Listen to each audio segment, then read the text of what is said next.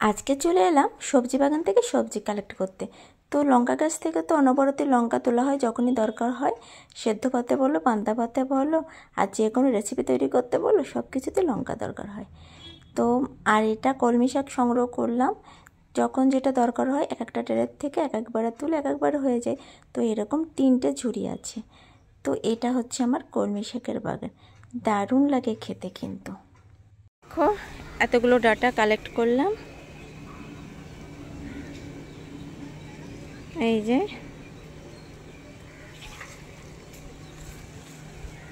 ছাদ বাগানে কত সুন্দর ডাটা গাছ হয়েছে, আর আমি এই ডাটা গাছ বাজার থেকে কিনে নিয়ে এসেছিলাম। আর এখানে মাটিতে দিয়ে আছি পুরনো ছাদ বাগানের মাটি আর গোবর সার, ভার্মি কম্পোস্ট, ব্যাস আর কিছুই না। তো কত সুন্দর ডাটা হয়েছে দেখতে পেয়েছো।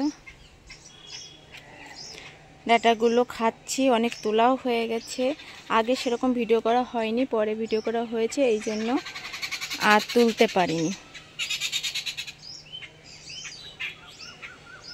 উচ্ছে সংগ্রহ করতে চলে এলাম।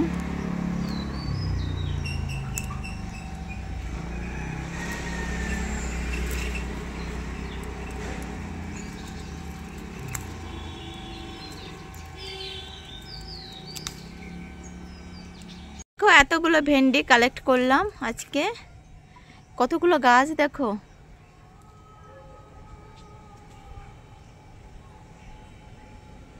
থেকে ভেন্ডি সংগ্রহ করা হচ্ছে, দেখো কত ভেন্ডি হয়েছে।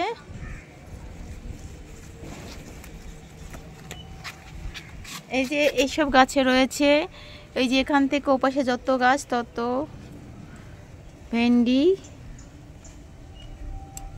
কি সুন্দর সুন্দর ভেন্ডি।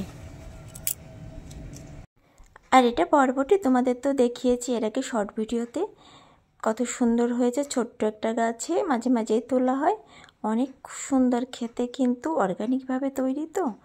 তো এর পরিচর্যা তো তোমাদের সাথে কম বেশি শেয়ার করছি।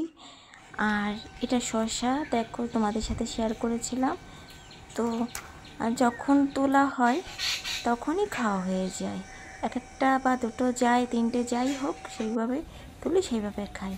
তো এটা হচ্ছে আমার শসা গাছ, আরও আছে, সেগুলো আমি না হয় অন্য ভিডিওতে দেব। আর এটা পুঁই শাক, পুঁই শাকও যখন ইচ্ছে হয় অর্গানিকভাবে তৈরি ছাদ বাগানে তখনই খাওয়া হয়, আর দারুণ হয়েছে। আমি আরও আছে পুঁই শাকের বাগান, আমি একটা বড় ভিডিওতে শুধু পুঁই শাক নিয়ে একটা ভিডিও দেব। তো কেমন লাগলো আমার সবজি কালেক্ট করাগুলো অবশ্যই বলবে। ভালো লাগলে প্রিয়াঙ্কাস ন্যাচারাল গার্ডেনে যুক্ত থেকো, সাবস্ক্রাইব করো, সাথে থেকো, লাইক কমেন্ট করো প্লিজ। তোমাদের উৎসাহ আমাকে আরও এগিয়ে যেতে সাহায্য করবে। আজ আসি, টাটা।